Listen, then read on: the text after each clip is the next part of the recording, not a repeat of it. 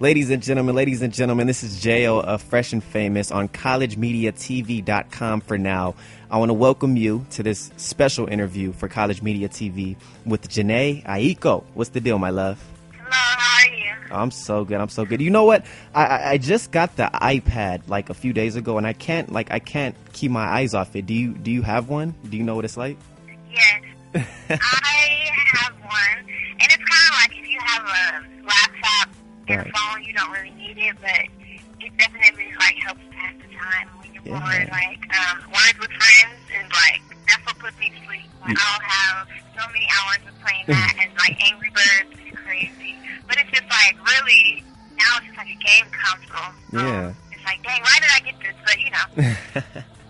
Yeah, because I rotated it, and I was, when I rotated it, like, you know, when you turn it to the side and it rotates, I was like, whoa, like it was amazing. But yeah. how was your year going, my love? How was 2011 for you?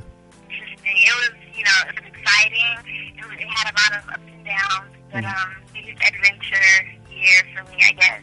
But yeah, it was, you know, I survived almost. You know, it's almost the end of the year, so you know, it's always good when you make it to another year. So yeah. Definitely. Jhene Aiko on the line right now on collegemediatv.com. So your mixtape, you did drop a mixtape this year called Sailing Souls. Yes. Now, is there a specific meaning behind the title that you came up with? Yeah, I mean, basically, Sailing Souls is the same as like free spirit, you know, being free spirited, and it really came from, I had this meeting one day with this label guy, and it was right before I took my break and, you know, had my daughter and all that. And basically in the meeting, when I was done singing for him and everything, he was like, you know, I love your voice, I love, you know, everything, but, you know, when you come to these meetings, you have to sell yourself. And I was like, huh? Like, you know, and I knew what he meant. Like, I know he didn't really mean it like that, but how it sounded, it just, like, struck a chord with me. Like, you know, that's interesting. And so the months after, you know, I just thought about that, and that just, you know, that kept replaying in my mind. And just thinking about the different things that, you know, people do to be accepted, how they compromise themselves, you know, so that they can be, more accepted, or they can be more successful, or whatever.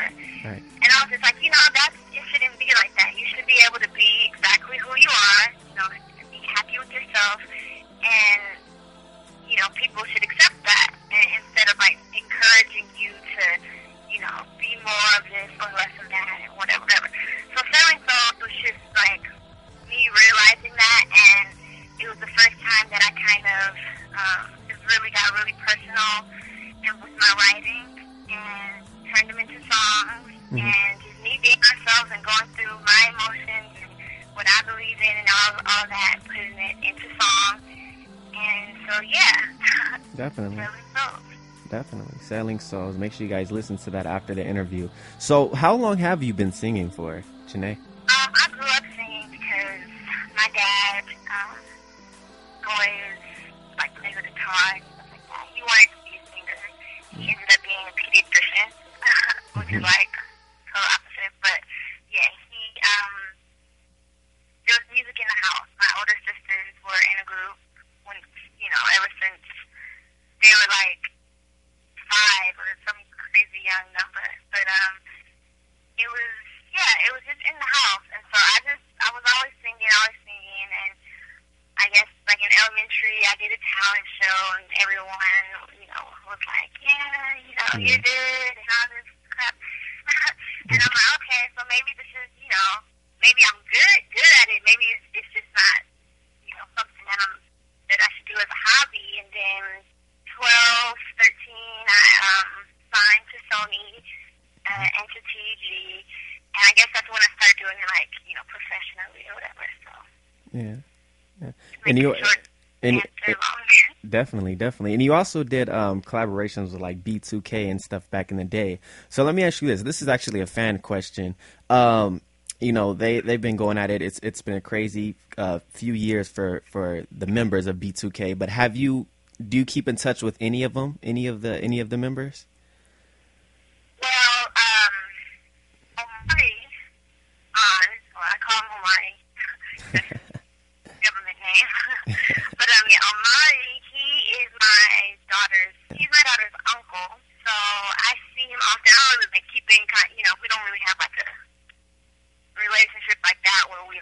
all the time or whatever. But yeah, I definitely see him. All the other boys, they're off doing their own thing. My older brother, who was in a group with a couple of the members, like back in the day before B2K. Right. I'm still in contact with a couple of them, so sometimes I'll see them. But yeah, I mean, everybody pretty much is doing their own thing and like moved on from that whole situation. So it's a good thing, I think. Nice. We got Jhene on the line right now on collegemediatv.com. Okay, so Jhene, I gotta ask you this, okay? Like, if you can, if you get a call from any artist or producer that's down to collab, anybody, dead or alive, who would it be? Singer, R&B, rapper, whoever. I know it's a lot of them. I'm gonna give dead and alive. So I'm gonna do Tupac. Would have to be like number one. Of course. And who else? And Kid Cudi for alive, because his music, like, I never really understood when people said, like, I listen to your songs and I just. It feels like you're going through what I'm going through, and, I just relate so well, and I just feel like you're speaking my emotions, and I've always appreciated when people told me that, because I'm like, wow, that's, I've never experienced that, so I'm glad I can do that for someone. But when I started listening to Kid Cudi, I finally understood what that meant, and I'm like, I have to, even if we don't do a song, I just have to, like, watch and record a song or something, just to see, like, how do you get this greatness. Right. Crazy. Interesting. That's interesting. What about this? It's 2011. It's just been, I don't care what anybody says. 2011 has just been straight hip hop. It's been a hip hop year. Yeah. What do you think about the current state of R&B? Like what do you think about R&B right now? Like what happened to R&B? Where is R&B right now? R&B. Well, what I think personally is that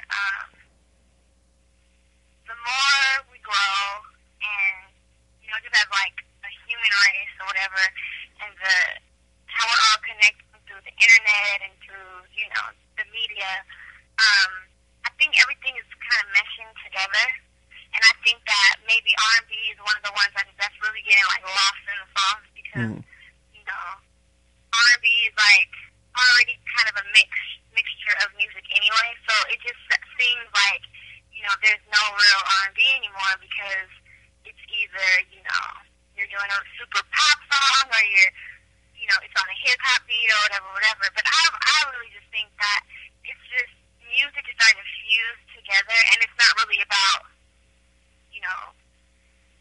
if it's R&B or hip hop or pop or rock or country. It's just about like the message and like just good music.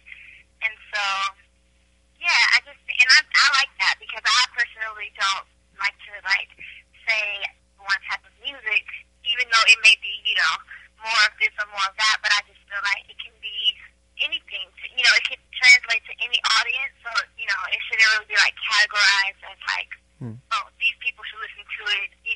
Instead of these people that like this music. Like, everybody should listen to everything, because it's all good. Right. Interesting. That's interesting. Okay, so we're going to wrap it up. Before we do, I have a few more questions. Collegemediatv.com, one of the best websites ever right now. It covers the college life from the cyber eye, you know what I mean? And teenagers and everybody loves it.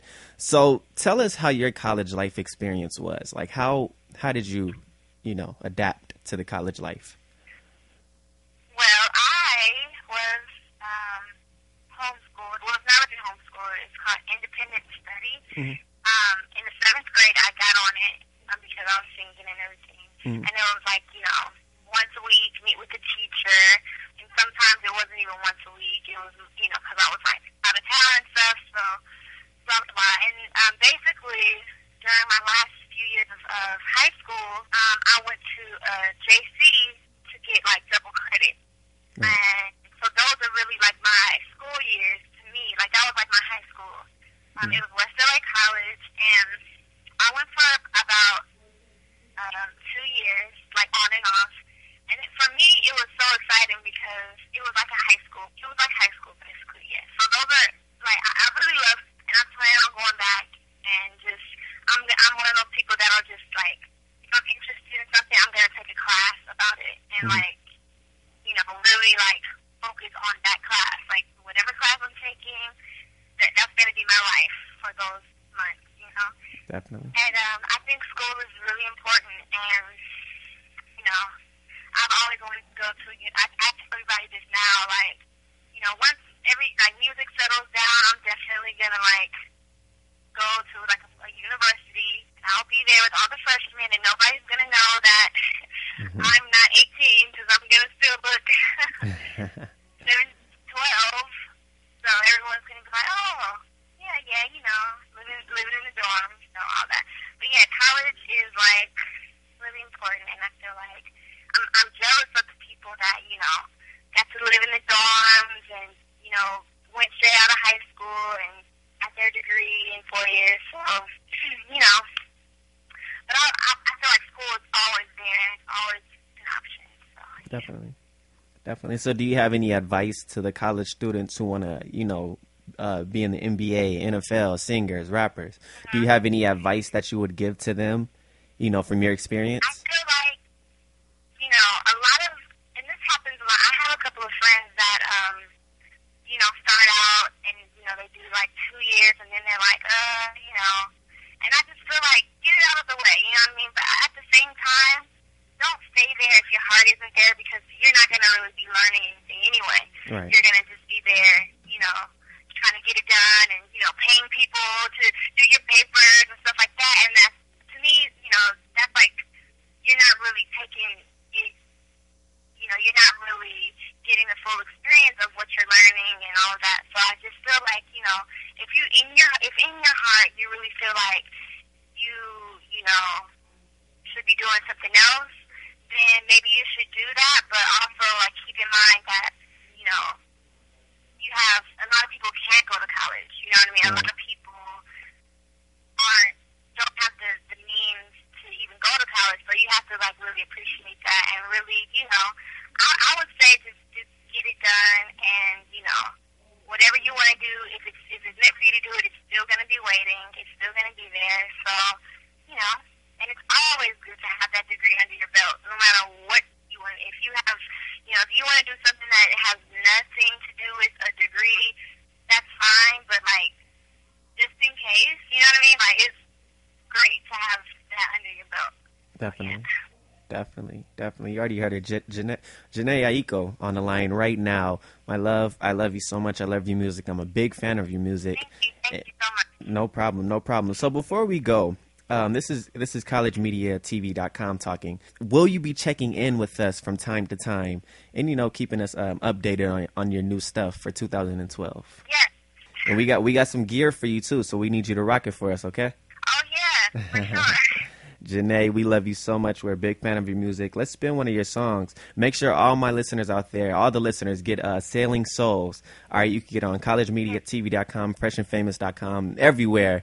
Jhene is doing the damn thing, and that's why we love her. So we're going to take over. All right, my love?